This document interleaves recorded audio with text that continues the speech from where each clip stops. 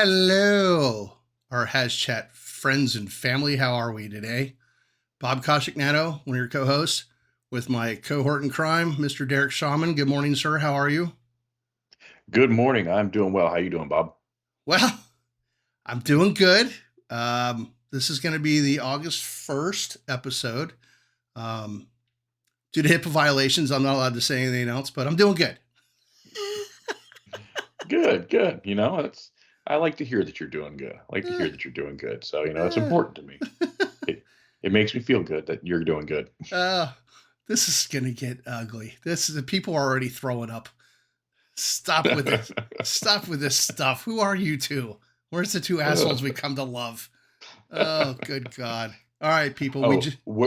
we're still here. We're still here for sure. And for those of you out there listening, this is going to be a good one for you because this is one that if you're on the podcast, just listening versus watching, Yeah. you're not going to miss anything because this is going to be the thing that you all truly come here for, which is just listening to the sweet, soothing sounds of Bob and Derek Oh, talking nonsense about hazmat. yeah. Our, our soothing voices. Yeah, I got a little bit of a baritone going on, so we're good. We're good. Oh, God. Uh, That's, you know, it's no wonder we don't really get paid for this too much. Well, actually, we don't get paid for this, but people wouldn't pay. Maybe people could start paying for us to talk less. Ooh, that's a good idea. It's business opportunities. Business opportunities. Dude, I think the thing too though is they're not getting the full cost effect. And you know what that means because I'll show you guys. Well, for those that are listening, you can't see that I'm talking with my hands right now. So shit. Okay. Please don't forget to like and subscribe, share, get all this information out to whomever. Also, if you guys have a run or a topic or something, please drop me an email at bob hazmat101consultants.com. We'll throw it up on the show. We'll talk about it. We'll have fun with it. And maybe a lucky few might even get to come on the show. You may not want to because probably nobody will talk to you after that. But at any rate, we'll get you on, and if you have something, a cool run or whatever. And also, before I forget, real quickly, in October 4th in Indiana, we will be at Response Training's facility. Derek and I doing an air monitoring class October 4th from 9 to 4 p.m. If you're interested in attending that class and want more information on the location and so forth, again, contact me at bob@hazmat101consultants.com. We'll be happy to share the rest of the information and how you go about signing up and cost and so forth. But before we get into the nitty gritty, this is going to be a fun topic. Yeah. We got the top 5. What would you say, Derek? Common issues people are talking about with hazmat response, or what are on the minds of hazmat responders? Is that what do you think? I'd say it's 5 things that we can safely say that consistently come up in conversation, and we're gonna touch on them a little bit here. No deep dive, just kind of get everyone thinking about these things because they are topics that frequently come up, and some of them are things that we've touched on in other podcasts, but really it's just about letting you know that everyone's kind of in the same place with these, and these are areas that while they may not be what we think about with detection, monitoring, and some of those things, they're all part of our hazmat scene and what's going to make it go well. So we're going to talk about that, and Good kitchen based table off of talk. feedback from a national poll in which we received 3 million votes telling us to hit these 5 topics. So we appreciate our 3 million viewers out there who voted in our national poll. That's awesome. Uh, all right, So before we get going, here's something from our sponsors. Hey, HazChat listeners, looking to boost your skills? Check out respondertraining.com. They've got top-notch responder training and essential tools like their 1-inch propane and CNG flare-off kits, water injection tools, and much more. Train smart, stay safe, and excel in the field. That's respondertraining.com. Enhance your hazmat training with Signal, the most realistic gas detection training on the market. For under $100, you can simulate any detection combination from handheld meters to fixed location monitors, and even confined space scenarios with their universal pump attachment. Signal delivers unlimited range and detector combinations trusted by top teams around the world. Visit signalapp.com or download the app now. Signal, unlimited range, unlimited possibilities. In Our Gear products, built by first responders for first responders. In Our Gear delivers innovative, field-tested tools for every level of hazmat response. The ZMAT card empowers ops-level responders to set the initial tone with quick, easy-to-use hazard identification. The R-Claw line boosts efficiency for technicians in the hot zone, and the WIMS board enhances command competence from behind the steering wheel. Trust in Our Gear, where reliability meets response. InOurGear.net. And here we are again, as we always say, You're movie back. magic. Back in black. Love that album. All right. All right, so I like being back. I like when we're back here. I can see you again. And I can talk to you again. we should just do a comedy show. You know, the hell with it. Yeah, HazMat comedy. I think it's funnier in our heads than it is. Probably. I think so. Everybody's going, all right, shut up, start talking. Well, All right. you know what? They're right. So let's go ahead. We'll Kick jump it in. off. Let's go. Number one. Number one on our list of the top 5 things that hazmat responders are talking about is let's talk about chemical exposure and toxicity. So, no matter what kind of hazmat call we're going on, we know that there's going to be some sort of a product, a substance, and the big thing is going to be identifying what it is, and then from there formulating, okay, what is the exposure and toxicity concern for anyone who's already been exposed or has the potential to be exposed. So that kind of starts us out as number one, figuring out what the heck do we have? Right. And identifying it through safety data sheets is the foundation. But we're also starting to see a big push where people are looking at identification tools like bear claws and toxicological support and things like that. So there's a lot of other things that people are pushing into. Yeah, and with all the technology we have, we've got the handheld FTIR technologies, all these things that are going to help us identify. We have to also remember the medical component of it. Who are our victims? Who are our patients? Are they displaying any kind of acute symptoms that we can kind of pick up on? Dizziness, respiratory distress, and then once we figure those things out, we have to also remember it's not just right there on the scene. We have to determine, is this exposure going to potentially have long-term consequences? Because whether it's the people that were there responding to assist or our responders who are going in, it comes down to we need to track. We need to know where is this going to go after we've terminated the incident. Right. And the other thing too we need to remember is, there's always been a big discussion. Do we do medical evals before we go in or after? We're not going to get in that debate right now, but you absolutely need to do a medical evaluation after. We're too quick to rinse and release. And if someone's been exposed, they need a full workup, not just a wipe down and a handshake. We've had first responders that were exposed to fentanyl. And I know this one department, when they asked the hospital what was there, they're like, I don't know. Nobody told us to check. Mm-hmm. Yeah, and we all have that time constraint. We're always pushing. We got to get back in service. We got to do this. Whether it's a hazmat call, fire call, any kind of spec ops call, you've got both the equipment repacking, stocking. You've got the individual decon cleanup, but you also have the mental decompression that needs to happen after the incident.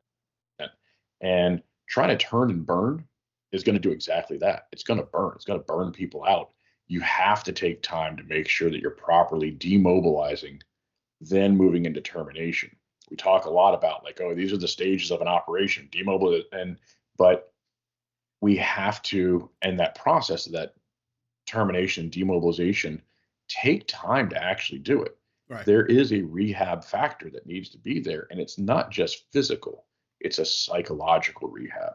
You need time to just go, we can catch our breath, everything is stopped, the event is over. And then, of course, you have the environmental issues you want to do. You're monitoring your follow up, notify, like for the state of Florida, we notify state watch office, Right. and all those other things to make sure that it's truly buttoned up. And the ultimate thing is, we want to make sure that everyone is safe and goes home. Right. And the next kind of topic there, is decon. So Hmm. we touched on decon in the last episode, which was the July 7th episode. So we're not going to go too much back into that. So please take a look at that. But remember, decon is important. It's not just a rinse and pray kind of thing that we got it all. We got to, back in the day, that's kind of how we did it. And if you look at the previous episode, July 7th, you'll kind of see some funny pictures on how that is. But the bottom line is we have to do decon, and there's all kinds of methods out there. So again, we're not going to dive too much into that. That's important. We're going to make you go listen to the July 7th episode and catch up on that one. How about that, Derek? Absolutely. Go check it out. You can get the information there. There's no point in us restating it all. The big thing that Bob and I always want to remind you, though, is make sure your operations level people understand decon, Right. that they understand, especially if your team for your actual hazmat response is relying on operations level people to perform the decontamination, that they understand it, they train on it regularly, and they know what is the proper setup, what is the flow through the decon line. Is one of them going to be the decontamination officer? Do they know how to complete the documentation? Are you assigning a technician with that operations level person? How are you putting all this together? Because ultimately, decon is where the exposure's most likely to happen if we're not doing something right.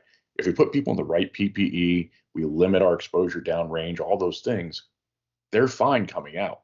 It's during the decon process, proper technique. Are we using soap and water? Are we using some sort of neutralizer? Are we using electrostatic systems? Whatever it is that we're doing, is it appropriate for the hazard that we have and the exposure that we had?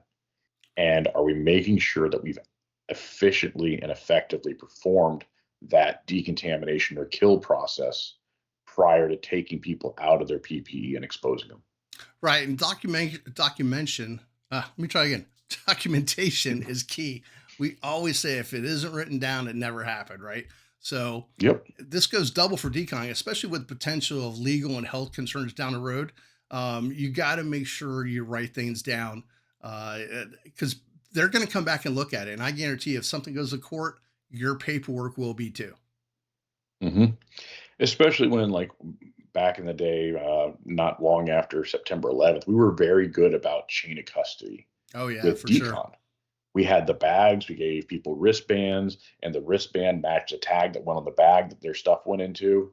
I'm not saying that we necessarily need to do that with everything, but there may be those times where it's appropriate. You got to kind of track, because if you test their personal items down the road, that can give you an idea of how much exposure they had. You can see, where people maybe were in the incident, and help if there is any kind of a criminal component, or there's determining what kind of exposures people did and didn't have. You may find yourself testing what they were wearing before, because you might find out, oh, this group of people had nothing, and we did it by testing what they were wearing. So it's, We actually having did that on a call control. once, was testing somebody's clothes. We actually did that. Yep. And it came out. And the big thing is just having a controlled scene. It's controlled chaos, yes, because especially if you're doing like a mass decontamination or something like that, you're Right. gonna have a lot of people, but trying to have some level of control and accountability in every incident, whether it's hazmat, fire, any special, like, the accountability factor still has to be there. We can't just throw it away. So make sure that we're preparing for what the aftermath of decon is going to be. Oh, absolutely. Absolutely. All right. So let's move on to number three, emergency response. I can't talk this morning. I think I had too much coffee. Uh, Emergency response planning. Derek, how often have we seen plans that look good on paper, but then in the real world, we're like, See, yeah, it's like, there's all kinds of guides and manuals, whatever. You go, yeah, that's not going to work here. Well, I run out of fingers and toes to count. So I'd have to say more often than not. Um, I've been part of helping develop plans. I know you have also as well Right. with utility companies, with pre-planning events, all those things. And yeah, 100%. We put things down that sometimes they look good on paper, but in practice they don't work. And that's why any kind of an ERP needs to have a walkthrough of it. Like, do all the components actually work? I mean, we found things where it was just as simple as where we said that we were going to put apparatus, we couldn't get apparatus. Right. Um, so Oops. it looked great on a map, but hey, when did you put in this fence that doesn't have a gate in it? So all those things you need to look at it. You need to actually set up the way that you're planning to set up to see if it really works. Um, and you need to go back and revisit it to see if things have changed. That's one of the things that I've talked about as a district chief with when we go on fire calls that turn out to be a pot on the stove or something like that, and we've reduced units down to non-emergency. But if we have units that have made it to the scene, once we've got the task at hand under control, I would like to just bring those units into the scene and have them stage their apparatus where they need to be to see, hey, is the parking lot in this apartment building really conducive to how tactically we want to approach this? And that's your chance when it's not an emergency to see, does the plan on paper fit the picture in reality? And that's important. Yeah, and the other thing too is it's got to involve everybody: fire, EMS, law enforcement, as you mentioned, utility workers, schools, whomever's in that area for that plan. Otherwise, really, it's just a binder collecting dust. So, Hmm. if you have a plan, invite everybody to the game and practice like you play, because that's the only way you're really going to see if this plan works. Yep. Yep. And, everyone has different priorities. Fire has a certain priority, law enforcement has a priority, EMS has a priority, the event has, or whatever organization, whatever entity you're responding to has a priority. So you have to get everyone on that same page.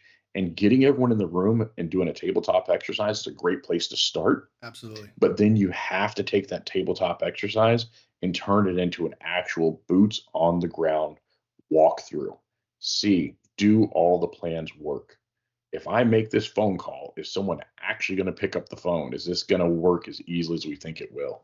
Um, can I get access to this area? Do the keys that you gave me 3 months ago still work because someone left your company and you changed and rekeyed everything and now we've got an issue? So yeah, those things are, we can only tabletop so much.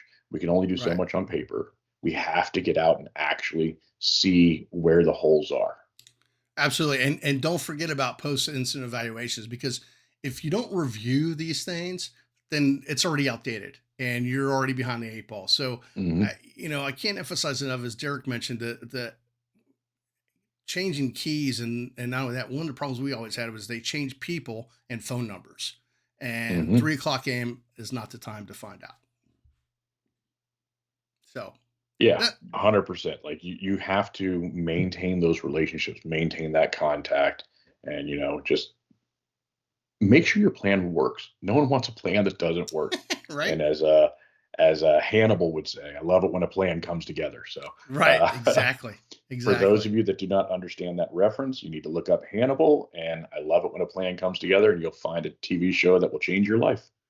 And actually a decent movie that came out. I gotta say that was actually pretty decent. But we don't plug They did a things. good job. They They did. did. Maybe we'll do a has chat where we watch just an 80s or 90s show or movie, or even a newer movie like the one that just came out, and we'll go full Mystery Science Theater 3000 on it. But Awesome. before we do that, let's hit topic number 4, which is PPE. And it's not just about what you're going to wear, but do you actually know why you're wearing it, and do you know how it's actually designed and tested? Yeah, and absolutely. And starting with the selecting the right level. I mean, you're not going to wear a raincoat to a structure fire, right? So why we're a Tyvek to a nerve agent call. And something to keep in mind, people, and this is what we try to emphasize in our ops review class, in our air monitoring class, what have you, is you can do a lot of things, especially recon. This is where recon counts in bunker gear and SCBA. Now, Hmm. we're not going to say always because there's no always or absolutes in hazmat. We know that. Use common sense, use the tools that God gave you, i.e., your eyes and brain, and there's a lot of things you can do. Hmm. And you want to know things about like the construction of your PPE because a lot of people don't think about the fact that when we talk about things like breakthrough, permeation, all that, Mhm. degradation, um, those are based off of tests done on swaths of material.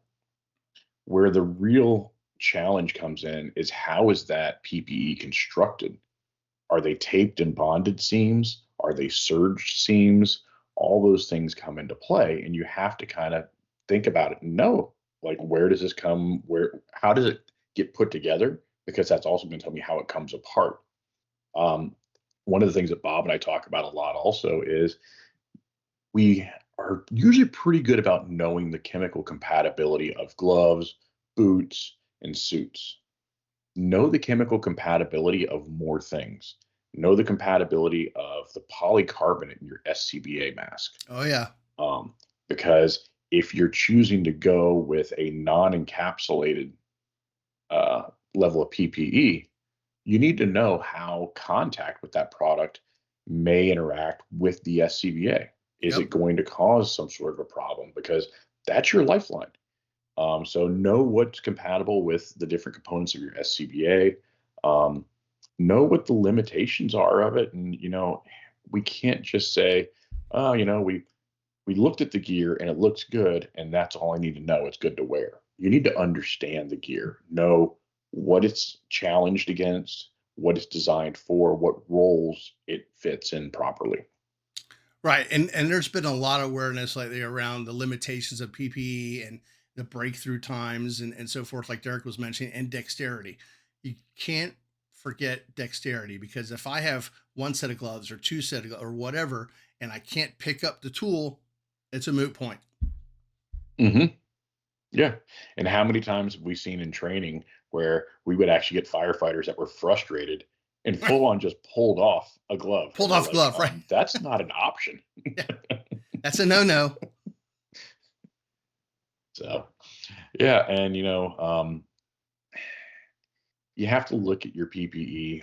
When you come out, part of the decon process, that's another thing. That's why you need to have a technician in your decon area is the PPE needs to actually be inspected when you're coming out Okay. because that's how you're really going to find if there was an exposure. If the PPE was intact, decom was done right, you're good. But if decom was done right, but you find out, hey, there was a failed seam here, or we've got some discoloration occurring here, that's an indicator of, hey, we need to do some additional monitoring. We need to make sure that we're doing additional long term medical monitoring, but also like, did we identify the right product? Was this an expected level of degradation or anything with our gear? Right. Because if it doesn't match, then maybe we weren't dealing with what we thought we were dealing with. So, actually looking at the PPE as it comes through decon is critical and something that I think gets kind of overlooked. We just kind of like, oh, you're going to scrub them down real quick, kick them out, and go. No, we need to also evaluate that decon Right. and Absolutely. that PPE. Absolutely. And rounding out is public safety communication. Everybody's on social media these days, and you're going to probably get, and you can set your phones to alerts. I know some of them kind of get crazy with this stuff, but if we're not doing proper public safety communication, letting the public know what's going on, then our messaging is failing and the public lose trust. So make sure you have, when you tell your PIO to send something out, that they send out exactly what you want. They don't ad lib, because I've seen that before and you get Hmm. mass chaos going on, and that's not good. So we want to make sure that everything is done in a certain way, but you got to make sure you have that public communication. Yeah, and it has to be quick and it has to reach the people that you need it to get to. The challenges that we have, for a while there, we always pushed, reverse 911. Well, reverse 911 is great for people who have landlines. Most people Right. don't have landlines anymore. They've gone Yeah. to cell phones. No kidding. And then a lot of people, they have turned off things like Amber Alerts and different Yep. emergency broadcast things. So, how are you going to reach them? I guarantee if you've got a PIO that is savvy with social media, and they start putting stuff out, it will spread like wildfire. And you can say, like, we've got a defend in place for this area, and people will start sharing that information Oh yeah. and it will get out there really quick. Obviously, press releases are good, but that takes time. You've got to get the news media there or send messages to them. Social media is the way to get stuff out there real quick. Um, Obviously, the immediately endangered people, that's going to be a door to door thing. That's going to be law enforcement driving down residential roadways or commercial areas on their PA giving instructions. Can you effectively give the information to them for them to disseminate it? And we all know it's just like when you're in the firehouse. A lack of information creates a vacuum, and the Yep. thing that fills that vacuum is speculation. Oh yeah. And you have people who start rumors and all these things going on. So if you want to keep the community safe, you have to communicate with them quickly and effectively and give them updates. Otherwise, they're going to hear, oh, we have to defend them. They told us to stay in Right. our houses and shut the doors. And if you don't tell them anything else and an hour's gone by, they're either going to assume it's over and start coming out, or they're going to start coming up with their own wild ideas of what's going on. And now you're trying to get ahead of a rumor mill that may have absolutely nothing to do with what the call you got. So that's where really bringing that PIO into your command process is critical. You've got to have that communication going. And you got to make sure your PIO knows what the lingo is. Um, and not just they crashed a bunch of things in a window or something that may have been said in the past, but you got to make sure that they have the right lingo and exactly say what you want them to say. Mm-hmm. Yeah, and then just like anything else, we do our post incident analysis of how we performed. Do a Right. post incident analysis of the communication. Did the avenues and channels that we had to disseminate information work? Was law enforcement able to get out there and get on PAs? Were we able to use an Amber Alert system? Right. Like, how hard is it for us to access that? Um, did we have direct lines with the local news media so that they could put scrolling messages along the bottom of the TV? Whatever it is, you have to see, did we get our message out? Exactly. And as Derek mentioned a few minutes ago, if that message isn't clear, misinformation fills the vacuum. And I hate to say it, but that misinformation could be deadly. And Hmm. we try not to delve too much into that, but we know how people are, and people make a mountain out of a molehill, so to speak. And that's just not good. So at any rate, man, that was a good talk. That went quick. That was a quick. Well, a few minutes was us being us, but that's a That's good. why the people are here, Bob. That's right. They love us, and we love you back. Can we do the little heart sharing? There we go. Yeah, but we covered 5 topics that I We think did. I think our people out there probably have these same conversations, whether they're at the kitchen table or Please do in the these day around the room kitchen or out table. at the training Absolutely. facility. Yeah. Yeah, absolutely. This was a good kitchen table talk, and if nothing else, something to share with your chief officers. I've said this many times, and Derek obviously is the exception to this rule. Just because you have more bugles than somebody else doesn't make you the almighty knowing authority. You have to listen to your people. I had firefighters that I listened to that knew certain things better than I did, and that's why we call it a team, and it's a team Hmm. effort. There is no I in team, as people always say. So anyway, I won't beat that drum too much.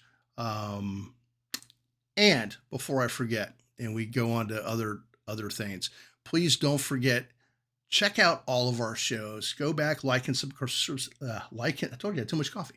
Like and subscribe, um, and play these around the kitchen table. I mean, if most firehouses have a smart TV, or you can broadcast or whatever somebody's phone. These are 25, 30-minute little shows. Share them on the TV. Put it down as training in the firehouse for 30 minutes. Have fun with it during lunch, whatever. But let the message get out. And as we said at the beginning of the show, if you've got something you want us to talk about or an incident, please drop me a line at Bob at hazmat101consultants.com, and we'll get back to you and we'll talk about it and we'll see what we can do. But Yeah. before we wrap up, we're going to be in Virginia in September, the Virginia conference. I mentioned the class at Ron Huffman's responder training facility in Indiana in October. We got things going all summer long, so we will see you out and about. But let's check out a couple of social media sites, as we mentioned. Please follow us on Facebook. As I mentioned, our YouTube show. Please like and subscribe. We are on all the platforms. So if you want to listen to us wherever, that's great. If you want to watch it, because we do show and talk about incidents where we show pictures, you need to go to the YouTube side. And lastly, I'm proud to announce once again a due out late summer, early fall. Hazards and Hindsight's a book that I wrote, Derek contributed to, and it's just some lessons learned from some incidents. And again, a thing for the kitchen table, talk about and discuss how you would handle it, so on and so forth, and whatever. That'll be out, and when it comes out, I'll post a link where you can buy it at on different media sites. So, Derek, any last thoughts before we said goodbye? No, I just say, everyone, make sure that you are properly hydrated. It is hot Oh, out there right now. dude, I played golf yesterday. We started at 7:52, and at 11 o'clock, I was on hole 7, and it was 105 heat index. I was dying. Obviously, I I know didn't that all die. of our listeners have much compassion for the fact that you were forced to play golf I was at forced. 105 heat I index. had to. I had no choice. And one more thing too, I almost forgot our social media sites, as I mentioned, HazMat 101 Consultants, Facebook page and YouTube, the HazMat Guys Roundtable, myself, Bobby Salvison, Jeff Scientech, and Mike Monaco do a live show first Tuesday every month, 8 p.m. Eastern. Also, please join Hazmat Group 2. I'm one of the admins where we have over 10,000 members, which is awesome. Hazmat, a group of common sense, all great places for everybody to get information, ask questions, and so on and so forth. So I think that's enough for today. Anything I else? agree. All right. All right, gang. Take care. And remember, when you're through learning, you're through, and stay safe.